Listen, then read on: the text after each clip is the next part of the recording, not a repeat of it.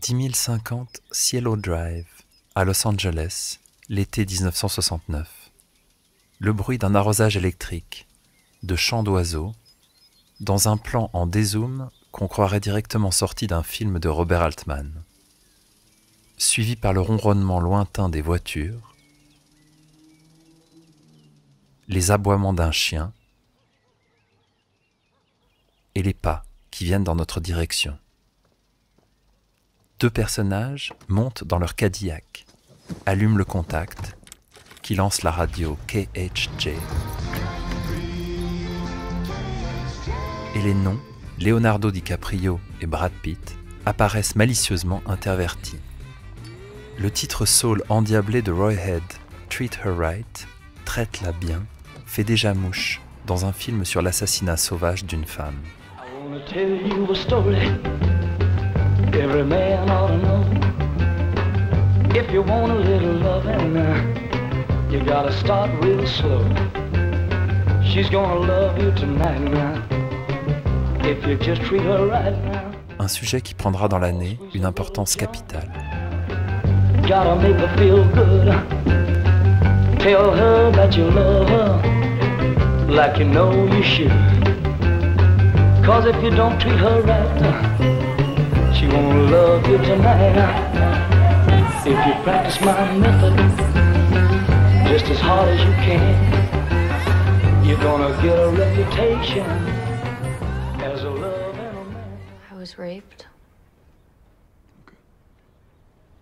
Can you tell me everything that happened, everything you remember? Lorsque la jeune Marie déclare son agression à la police, les détails qu'elle donne sont contradictoires et son histoire est mise en doute. Honey. You need to be more specific.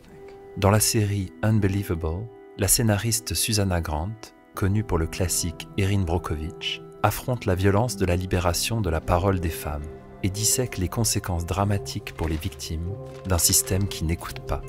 Again, I already told the cop. 2 cops. I know. Sorry. We need it for our records. Given the inconsistencies in your story and the lack of evidence, this is becoming a puzzle that is hard for us to piece together. Right, so I'm going to tell you a version that does fit together.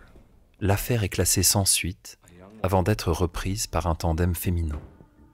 Par sa patience, son impassibilité et son absence totale de manichéisme, Unbelievable fait partie des œuvres féministes les plus radicales de l'année, tout en révélant l'actrice Merritt Wever, qui a bien grandi depuis Signs en 2002. All this stuff on TV. Joe Girls came in here talking about the end of the world. I'm just a little scared. Totalement iconique dans le rôle de la détective Karen Duval. She lost a hair ribbon a couple weeks ago. She was sure she'd put it in a drawer. When she went to go get it, it wasn't there. Figured she just misplaced it or something. And then in the beginning of this whole ordeal, guy reaches into his backpack, guess what he pulls out? Well, He used it to tie her up. Her own hair ribbon. He brought it for that purpose. That's fucked up. Yes, it is. C'est elle d'ailleurs qui remettra à Charlie son assignation en divorce. Oh! Jesus. Sorry. You're served. Dans Marriage Story de Noah Baumbach, le plus beau mélodrame de l'année, porté par les éblouissants Scarlett Johansson et Adam Driver. You're so merged with your own selfishness, you don't even identify it as selfishness anymore. You're such a dick!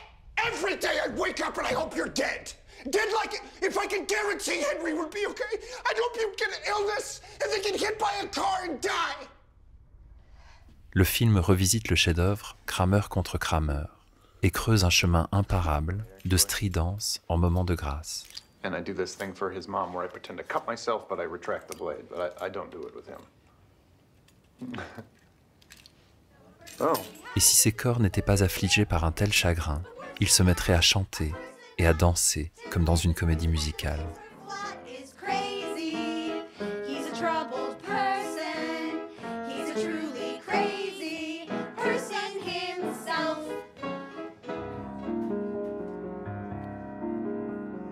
Someone to hold you too close. Someone to hurt you too deep. Someone to sit in your chair, to ruin your sleep. That's true, but there's more than that. Is that all you think there is to it? That's true, but there's more than that. Is that all you think there is to it? Deux chansons tirées du répertoire du maître de Broadway, auteur des paroles de West Side Story et Sweeney Todd, Stephen Sondheim, mais aussi d'un titre délicieusement ironique. Isn't it rich? Isn't it queer? Send in the Clowns, qui résonne mystérieusement dans un autre film majeur de 2019. Isn't it rich? Are we okay? Me here at last on the ground, and you in midair. Send in the clowns. Car les clowns sont bel et bien lâchés dans Joker de Todd Phillips, le film aux milliards de recettes, porté par un Joaquin Phoenix en transe, héros rédempteur d'un monde en perdition. Mais chacun sa crucifixion, chacun son apocalypse. Et pour moi, les images les plus inoubliables de l'année proviennent du divin Too Old to Die Young, œuvre opaque et monumentale, dans laquelle son auteur Nicholas Winding Refn streame sa conscience et déchire l'écran pour en finir avec la violence.